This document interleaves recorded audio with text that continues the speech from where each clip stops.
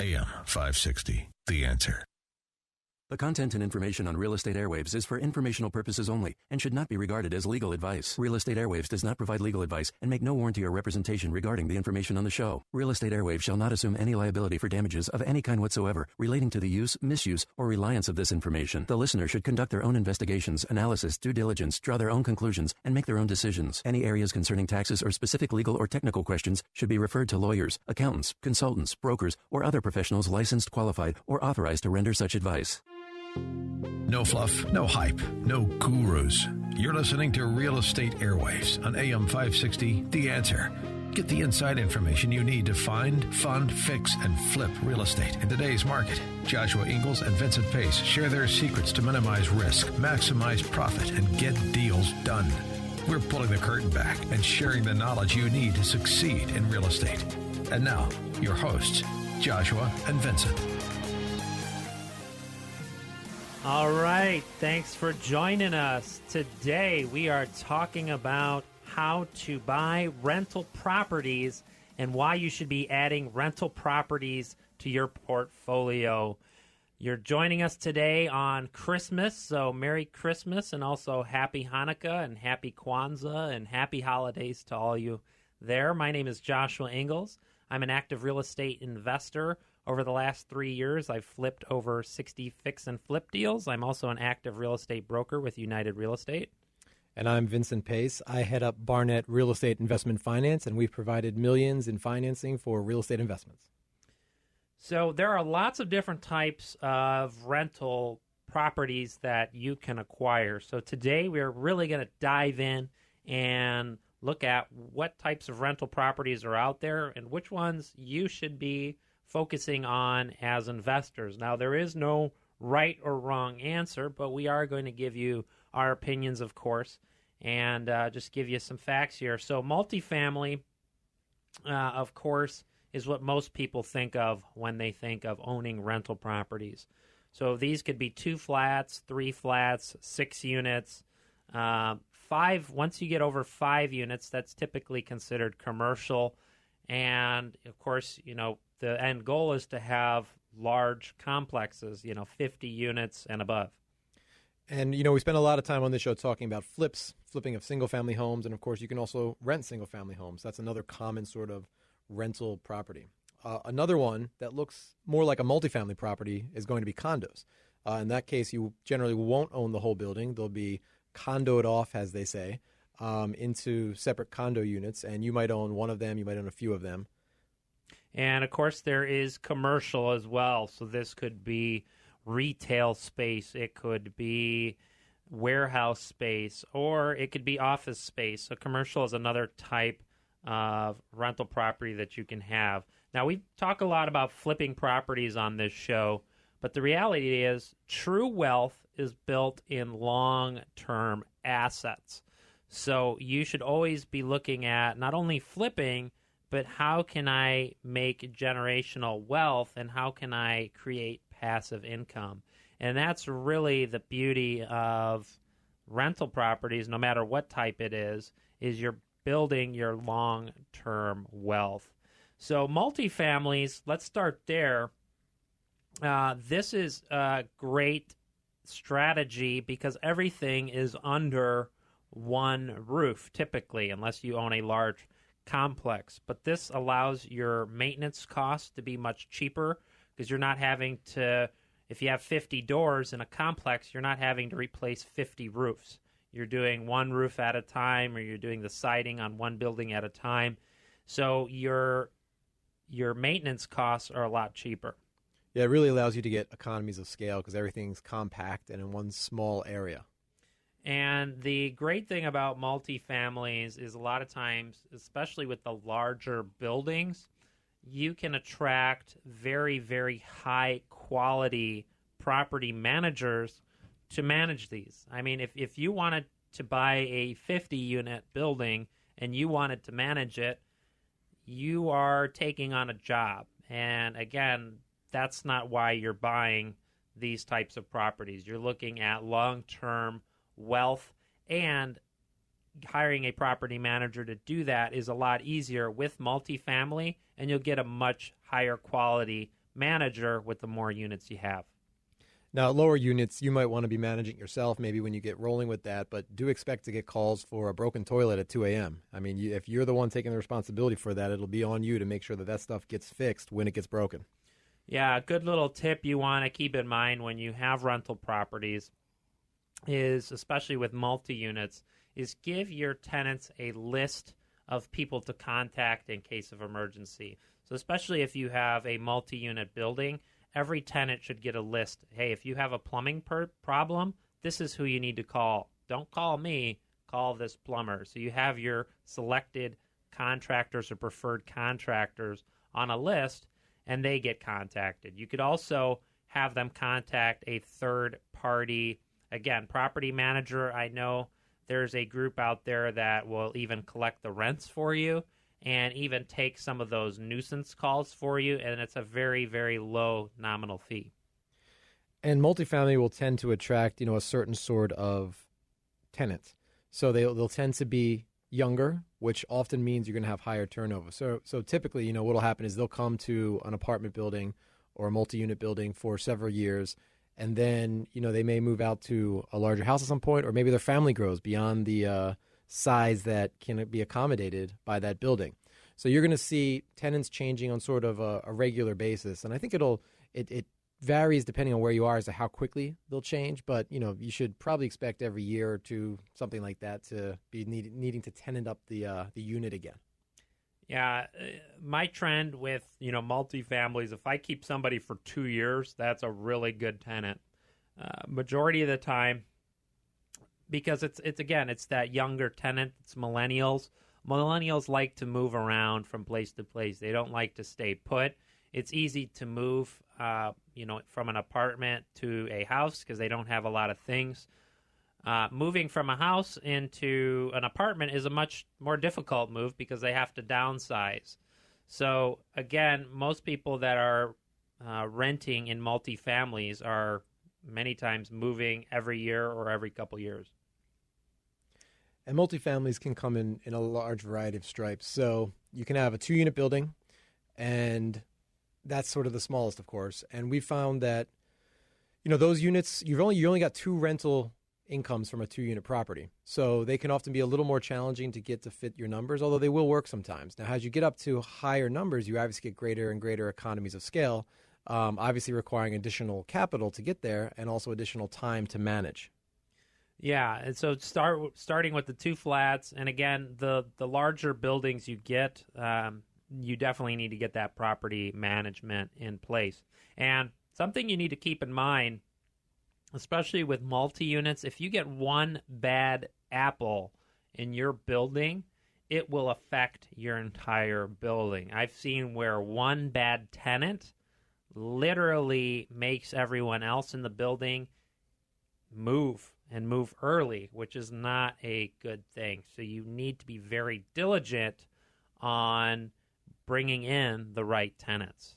And part of that, of course, is going to be having a lease in place that covers things like this so that you have the ability to deal with a tenant who does things like that. And actually, today's giveaway is one such lease. So if you'd like a copy of that, visit us at realestateairwaves.com or call us at 855-5-AIRWAYS, and we'll give you a copy of the lease that we've used to handle these sorts of situations. So when you're screening these tenants, you need to have some things in place. You should always be doing a credit check, of course, and a background check. And a little trick I've learned from another investor who has a lot of units here in Chicago, he has potential tenants come into his office, and he wants their kids to be there because he's actually interviewing everyone. So what he does, he sits them down at his office, and he has a big, large candy bowl that sits in front of them. So this is filled with Snickers, and I'm not talking the mini size. I'm talking the full-size Snicker bars, full-size Reese's. And if the kids go nuts and they attack the candy bowl, well, that's probably the same way they're going to attack your rental property. If the children ask their parents very kindly, hey, Mom, would it be okay if I can get a piece of candy? And then, of course, the mother will then ask you, That's a good sign that they've raised their kids very well, and they're going to take care of your rental property as well. So there are little tricks like that that you can use to ensure you get very good tenants. The rental market is also one where you can segue off into flipping them to investors. So you can actually merge this, and it's most commonly done with multifamily properties, which is why I'm bringing it up here. There are investors who want turnkey products. They often want these sort of multifamily things. So you can not only hold these and manage the rentals yourself, but you can also treat them as a flip. Yeah, and keep in mind with multifamilies, the larger buildings you get, the more difficult it's going to be to sell them down the line. The number here is 855-5-AIRWAVES. You can visit realestateairwaves.com. The first 50 people to contact us will be getting a copy of the lease that I use with my tenants. We'll see you soon. Mortgage rates are still near historic lows. If you're looking to buy your first home, upgrade, downsize, invest, or refinance, contact Matthew Ewald from First Advantage Mortgage, a Draper and Kramer company. Matthew's been a trusted mortgage consultant for over 13 years and has options to fit your unique needs. With 40-plus investors, call Matthew today at 630-376-0484. That's 630-376-0484. Or apply online at mortgagechicagoland.com. Company NMLS 2551, NMLS 198323. Illinois Residential Mortgage Licensee, Equal Housing Lender. If you want to do real estate deals, you need to learn the systems. Visit fliptoriches.com for info on workshops happening the first Tuesday of every month. Meet me, Joshua Ingalls, and other active real estate investors in the Chicagoland area. We give the most value possible with networking and information for new and seasoned investors. We meet the first Tuesday of every month at 3009 North Kedzie in Chicago at 6 p.m. Check out fliptoriches.com. That's fliptoriches.com for all the info now. Need capital for your real estate investment? Let Barnett Real Estate Investment Finance be your partner for fast, flexible, and certain capital. Since 2008, they've funded millions of home flippers, landlords, auction buyers, wholesalers, and more. And they'd like their next deal to be with you. Submit your preliminary application now at barnettcapital.com/prelim or call them at 224-205-7266. Again, that's 224-205-7266. AM 560, The Answer. It's all about making money with real estate. Now, back to Real Estate Airwaves on AM 560, The Answer. Thanks for joining us here on Christmas Day. Today we are talking about rental properties and the types of rental properties that you might be interested in checking out. So in our previous segment, we were talking about multifamily properties. Now we're going to take a look at actual single-family properties. These can be used for rentals in the same way that multifamily properties can, but obviously there's some differences. One of the biggest differences is going to be the typical tenant that you attract. In a single-family property, you're much more likely to attract a family. And the benefit of that is also that they're much more likely to stay for a long time. You know, their kids will start in a school district, they'll get invested in that community, and you're likely to have a tenant who's going to be there for more than just the 1 or 2 years that's common on the multifamily side. One thing you want to keep in mind, of course, if the tenants move out in a single-family home, you have 100% vacancy. You know, that's the great thing about multifamilies is if someone moves out, it's offset by the fact you have other doors in the same complex or building. Right. So if you have 3 units and one goes vacant, the 2 are probably still covering your capital costs and your other expenses during the period while that third is vacant, and maybe the third one represented, you know, what you were taking home. So you got a couple months maybe where you're not bringing home any pocket cash, but you're still getting it covered. On a single-family home, that's not going to work the same way. Now, of course, you could hedge that by having several single-family homes, which could effectively lead to the same result as a multifam. But, yep, on one, if it goes vacant, that's 100% vacancy, and you're getting nothing from that property. Yeah, the biggest mistake I see a lot of investors make is, since it is 100% vacancy on their single-family home, sometimes investors will get desperate, and they'll place any tenant, and they're so worried, like, I can't let this sit another month. I need to place a tenant now. And what they end up doing effectively is they end up costing themselves a lot more money because it's pretty easy to place a tenant. It's much more difficult to get rid of a tenant and evict them. So really want to make sure that, you know, it might make more sense to let the house sit for another month just so you get that right tenant, because it will cost you a lot more money in the long run if you place the wrong tenant. Another challenge with single-family homes is, of course, that they're not geographically centered in one spot. Unlike a multifamily building where you've got one building with 4 walls, every single unit has 4 of its own walls. So you've got that much more maintenance at each one, and you've got them geographically dispersed, theoretically. Obviously, you could concentrate in a single area, which makes things easier, and many of our borrowers who invest in these properties do exactly that. They pick one zip code or one sort of region and stay there and try and keep it centralized. But, deals come up in different places, and we see people ending up with scattered portfolios that are fairly challenging to manage. Yeah, so when I'm looking at a single-family home, I was not so picky on the properties I used to purchase. So as I acquired more rentals and more single families, I found that being even selective on the properties I purchased made a big difference. So, I typically am not looking for a house on a busy street. We've talked, it's hard to sell a home on a busy street. Well, the same is true for a rental. If somebody's worried about their kids running out in the street, it's going to make it much more difficult to rent that unit out. And you can contrast that to multifamily properties, which typically have younger tenants, and they're going to be less worried about being on a busy street. Now, it's still not a huge positive or anything like that, but it's not going to ding you quite as much as it will on a single-family rental. Yeah, and when I look at my single families, I'm looking at what would I want if I were to move into a property. So I look at it in the eyes of the tenant. So things I look for when I'm looking at houses, I want a house with a basement. I want a house with a garage. I want a house with at least 3 bedrooms, and I'm not going to buy anything without at least 1.5 bathrooms. Or having the ability to add an additional bathroom. I mean, a house nowadays with 3 bedrooms or 4 bedrooms and 1 bath is functionally obsolete. If the family has any daughters in the family, it's not going to be a good thing for them. You'll also want to look at the neighborhoods that you're aiming for. Good school districts will attract tenants who want to stay for a very long time. And obviously there's other amenities that you can look for. If you're nearby shopping and other sort of things that the average person who's looking for these properties wants, you're going to have an easier time keeping these tenanted, and vacancies will be shorter. And I talked about the candy bowl trick on the last segment. One of the tricks I use with my single families is I do a very large security deposit, and I also I don't do multiple showings if I'm going to manage it myself.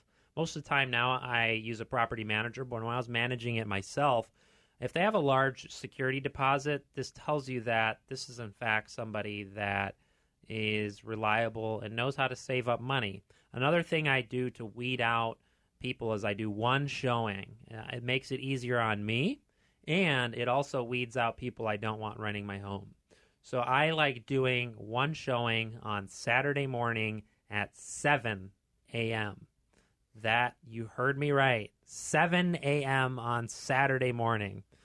Now, I don't like being anywhere at 7 a.m. on Saturday morning, but the reason why I do this is because you're weeding out everyone you don't want renting your property. If somebody is reliable and responsible enough to get to a property at 7 a.m. on a Saturday morning, these are people that will probably be very organized and reliable for paying your rent. And I make notes. If I get there at 6:55 and there's somebody who already beat me to the house and is waiting for me, that's probably my tenant in that car. The person that's calling me saying, hey, I'm running late, I'm going to be there at 8:30, I'm telling them, don't even waste your time. I have another appointment I have to make. So it's just another way to weed out people that you don't want renting your property. One way to expand your tenant pool when you have the appropriate types of properties is what's called Section 8. It's basically a program that allows people with lower incomes to have sort of a guaranteed rent coming in from government sponsors. Yeah, Section 8 is great because it's guaranteed rent. There are some challenges with Section 8. They do annual inspections on your properties, but I look at those as positive things. It's kind of like I'm getting a free home inspection every year. I like making sure my properties are up to snuff and that it's not deteriorating. So they literally send somebody in every year to inspect the house, which I look at it again as a good thing. Another great thing is that people treat their Section 8 vouchers like gold. In Chicago, we actually have the largest Section 8 voucher program in the United States. But there is a very, very long waiting list to get a Section 8 voucher. It's several years. So if the tenant destroys your property, they will actually lose their Section 8 voucher, which if you look at it over a year's time, that's $15,000 to $25,000 that they're essentially losing out on. So I found a lot of times, believe it or not, Section 8 voucher holders sometimes will even treat your homes better than a market tenant will. Now, the requirements of the program do cause some delays that investors have to face. When you're first renting out a property under Section 8, there's inspections up front that can push back the time before you can actually rent it out, and it'll also increase the time between tenants because they need to do their inspections again. Yeah, and what's great about it, though, is that once it's all set up and they're in the home, you know, I get that direct deposit on the first of the month. It's a great feeling to wake up on the first and you have rent money in your bank account. You know, there's a song called "It's the First of the Month." I don't think they were talking about landlords, but hey, that's one of my favorite songs now. Airbnb is another thing you can do with your rental properties. Airbnb is essentially, it's kind of like vacation rentals. People can rent out their home essentially like a hotel. And essentially what you can do is actually almost double your rent. I've seen a lot of investors where, especially in warmer climates, where they rent it out through Airbnb and they rent it out at a daily rate, or perhaps they'll rent it out for 3 days. But you're able to collect a lot more money doing it this strategy, and it's a great way to increase your rents if you're in one of those hot areas. The one main cost you have to think about there is obviously you'll have to keep it furnished. When you're just renting to tenants, they're typically bringing their own furniture. But if you're trying to do some Airbnb rentals as well, you'll have to keep some furniture in there.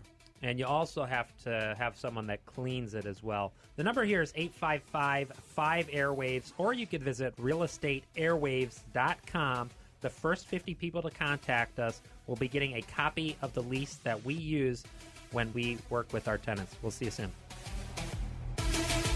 You're an investor, a lender in commercial real estate, or you're an attorney, and you use a title company. National Title Solutions wants a chance to be your title company.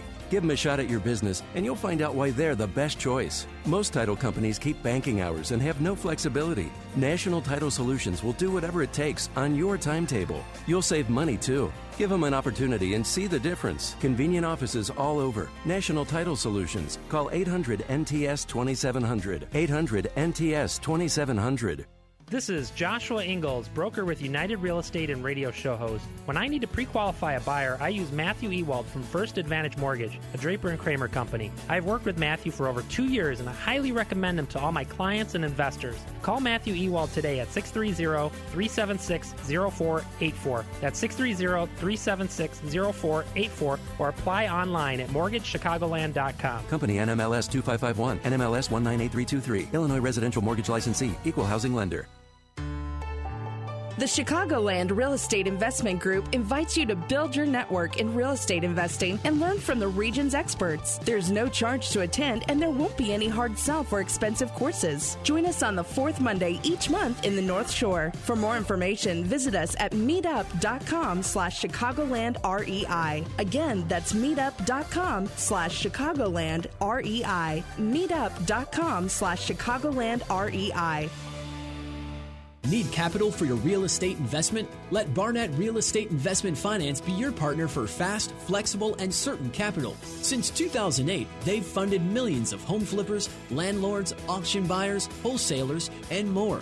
And they'd like their next deal to be with you. Submit your preliminary application now at barnettcapital.com/prelim. or call them at 224-205-7266. Again, that's 224-205-7266. AM 560, The Answer. Now, back to the show that gives you the insider info.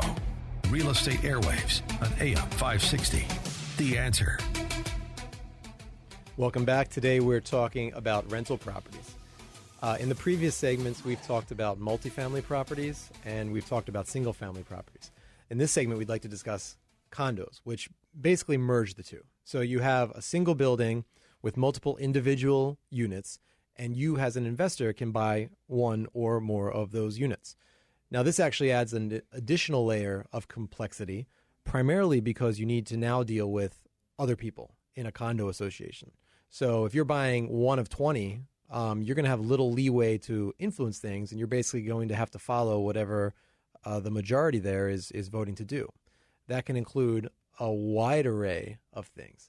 The one that is going to be most relevant to an investor who's looking to rent the property is that a condo association could simply say, we don't permit rentals.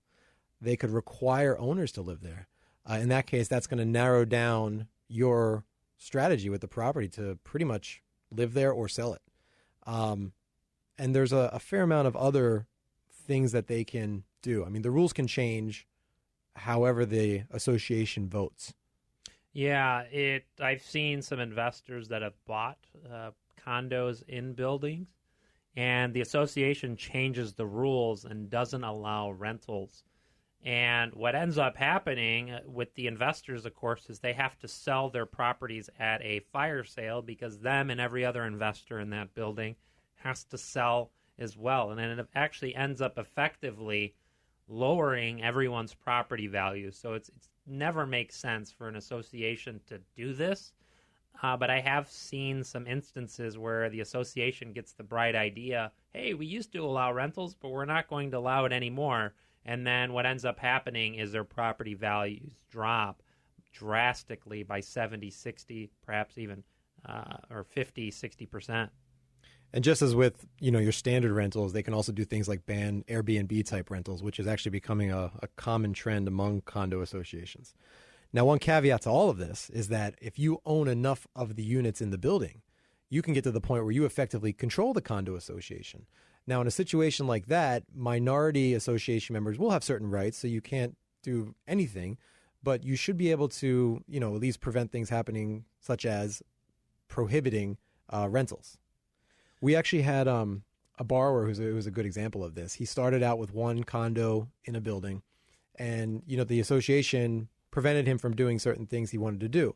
Now, it wasn't that the association was actively opposing him or anything like that. It was just hard to get it changed. Just getting everybody on the same page, getting them to sign off on things was a challenge. So he ultimately, over a period of maybe 18 months, ended up buying a majority of the units. And then he was able to do the things he wanted to do.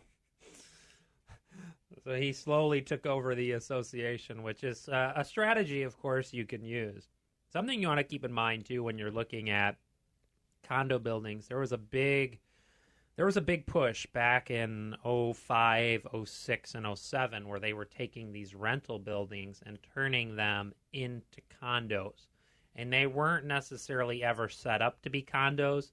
So a lot of these condos sometimes have issues where perhaps the gas is not independently metered.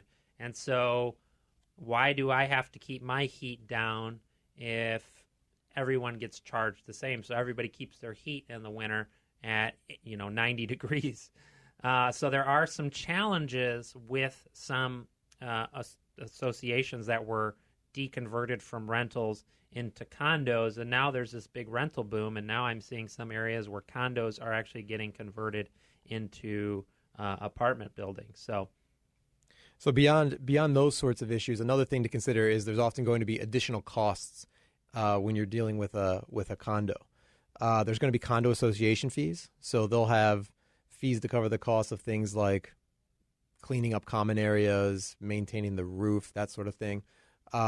Now, you could look at it in a different way and say, well, in a multifamily building, I'd be paying that anyway, so now I'm only paying a fraction of it, and so that's fair, and that's true. But it's still something you want to kind of build into your calculation. Another one is going to be assessments. Assessments are basically one-time fees for big things that need to get done. Let's say a condo needs to repave their entire parking lot. That probably wouldn't come out of the regular fees. It would come out of a one-time assessment to all condo members. So one thing you can do when looking at condo properties is get information on upcoming assessments, recent assessments, and see kind of what's coming down the line. Are you 2 months away from needing to shell out $3,000 per unit you own there? If so, you might want to wait 2 months before you buy. Yeah, I have a condo I own right now where it has a special assessment until 2021. And you're listening now, this is 2016. That is a 5-year special assessment. And right now I'm having difficulty selling this condo for that very reason. And this can happen unexpectedly. So that's something to keep in mind with these condos. And again, just like the multifamilies, you're going to attract millennials and you're going to have that higher turnover. I have a condo where I'm lucky to keep somebody for more than a year. I'm always constantly finding a new tenant every year, and it costs me money because I have to go through, paint, put carpet in, and so keep that in mind. The number here is 855-5-AIRWAVES, or you can visit realestateairwaves.com. The first 50 people to contact us will be getting a copy of the lease that I use for my tenants. We'll see you soon.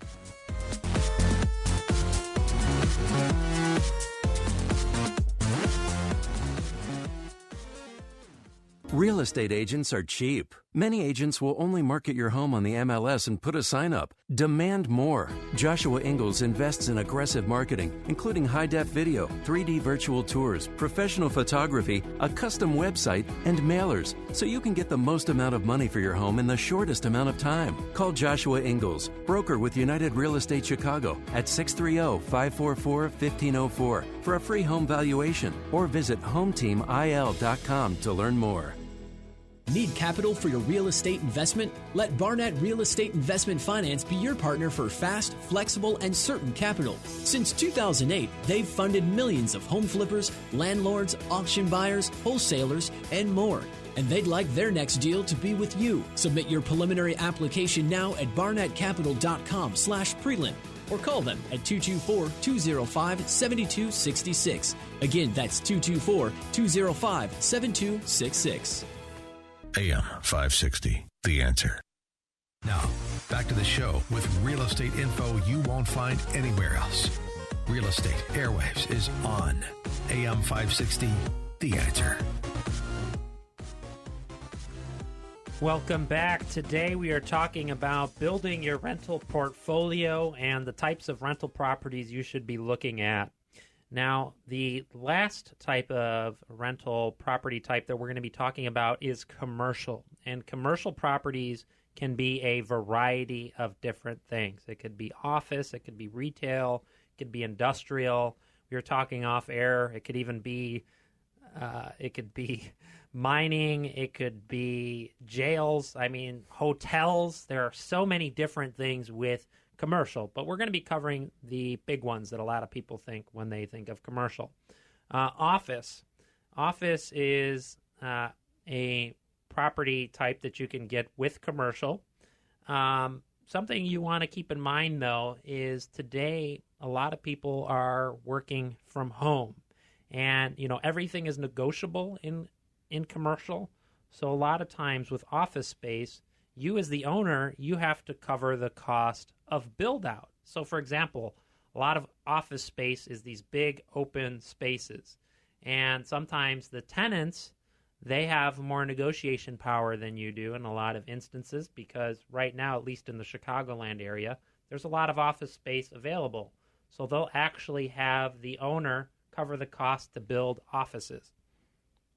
So those are the kinds of incentives that are going to need to be put out there by an owner of a property like this in order to get the tenant, because there's more space than is needed. So the challenge with office spaces is that it's hard to find tenants, and when you do, you're going to need to kind of really give them incentivizations that will allow them to get in there at a number that makes sense to them, because you're in a competitive market. Yeah, something you may want to look at with office space, I would not recommend investing in office. because to me it's something that there's a less and less need of as more people go virtual. I know some investors, what they do is they actually look at office opportunities and see if there is an ability to perhaps convert those into condos. Now, that's something that gets me excited. Of course, you would have to work with zoning and that sort of thing, but that might be more of an opportunity that I would be more excited about versus a standard office deal. Another office type or property type for commercial is retail. So retail are typically little strip malls and that sort of thing, and traffic count is key in retail.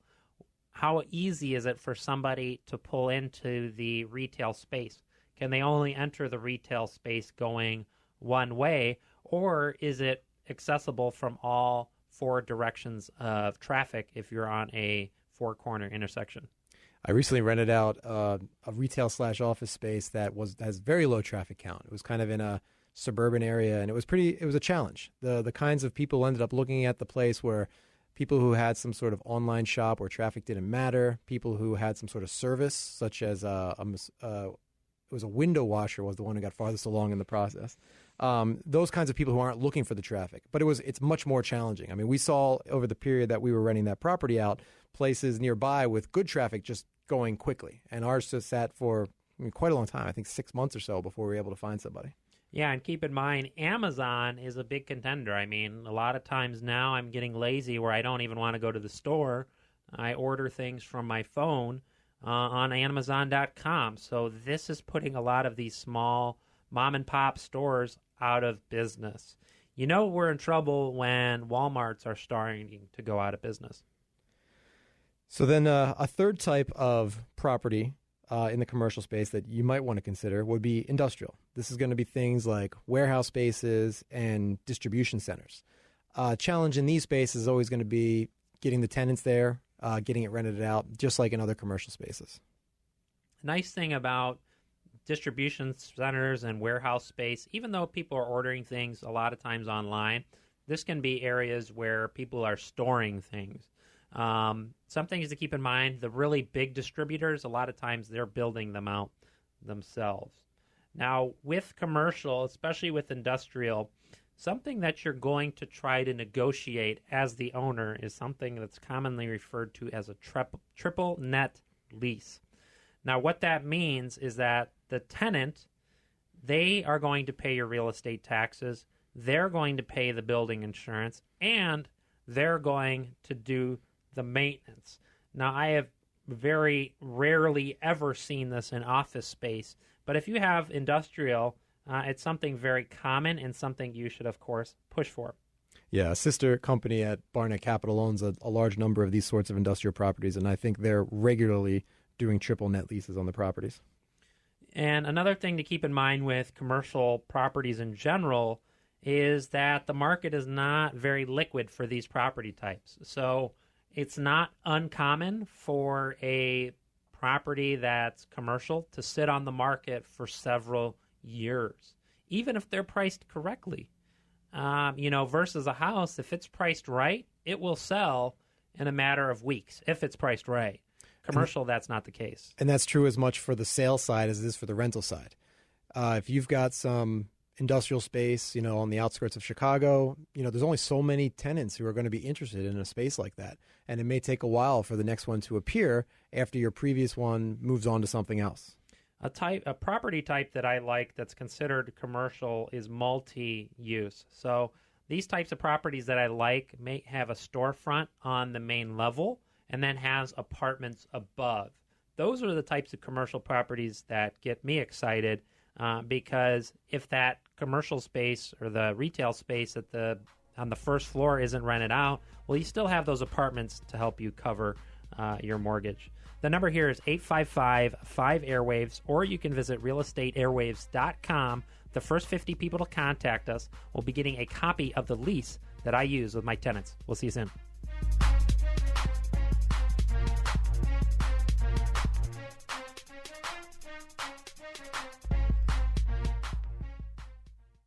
You're an investor, a lender in commercial real estate, or you're an attorney, and you use a title company. National Title Solutions wants a chance to be your title company. Give them a shot at your business, and you'll find out why they're the best choice. Most title companies keep banking hours and have no flexibility. National Title Solutions will do whatever it takes on your timetable. You'll save money, too. Give them an opportunity and see the difference. Convenient offices all over. National Title Solutions. Call 800-NTS-2700. 800-NTS-2700. Need capital for your real estate investment? Let Barnett Real Estate Investment Finance be your partner for fast, flexible, and certain capital. Since 2008, they've funded millions of home flippers, landlords, auction buyers, wholesalers, and more. And they'd like their next deal to be with you. Submit your preliminary application now at barnettcapital.com/prelim or call them at 224-205-7266. Again, that's 224-205-7266. AM 560, The Answer. It's all about making money with real estate. Now, back to Real Estate Airwaves on AM 560, The Answer. Today we've been talking about the types of rental properties that you as an investor may be wanting to consider. So first we dove into multifamily properties, which are residential properties with 2 or more units. We talked about some of the benefits and the negatives of those. The big issue with them is that the tenant turnover is pretty quick because you tend to get younger tenants who stay for a shorter period of time. So getting someone to stay 2 years is pretty uncommon. So you can expect every year, year and a half, etc., to be re-tenanting each unit in the building. The benefits, of course, are that it's compact, everything's together, and that facilitates management. So it makes it easier to manage buildings like that. And you can also get managers who are very willing to look at properties like those. We then dove into single-family homes, and they have sort of the reverse of multifamily properties in terms of rental. So they attract families who stay longer. People get invested in the school districts they're in, and you'll find tenants will stay for significant periods of time. On the other hand, they're harder to manage because they're often scattered.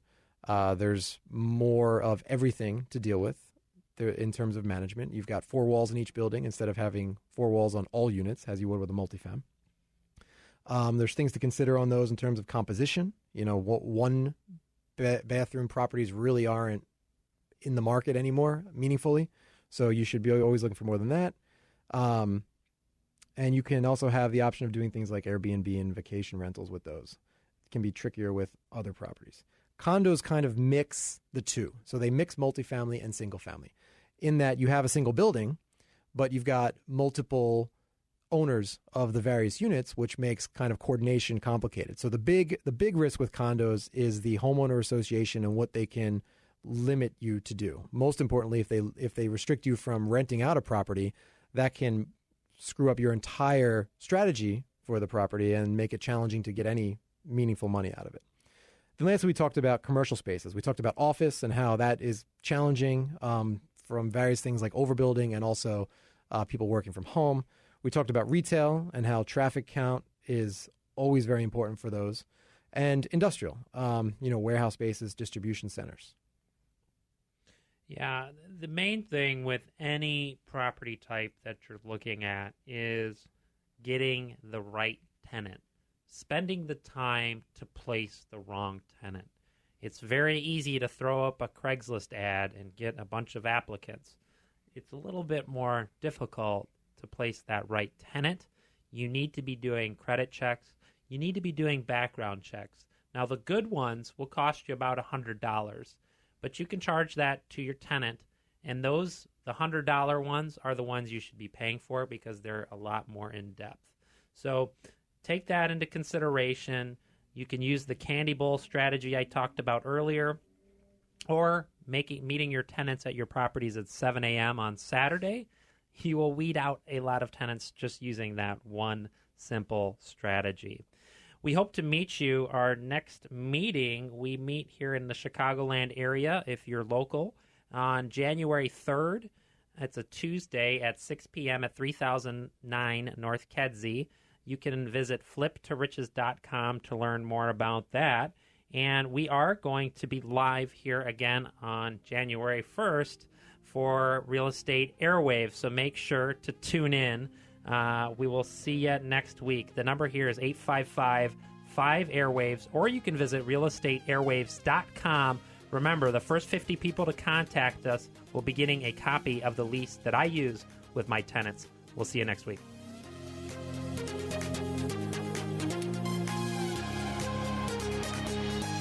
You've been listening to Real Estate Airwaves on AM 560, The Answer. Come back next Sunday at noon for more insider real estate information from Joshua and Vincent. You can listen to past shows, contact them, and get free exclusive content at realestateairwaves.com. That's realestateairwaves.com.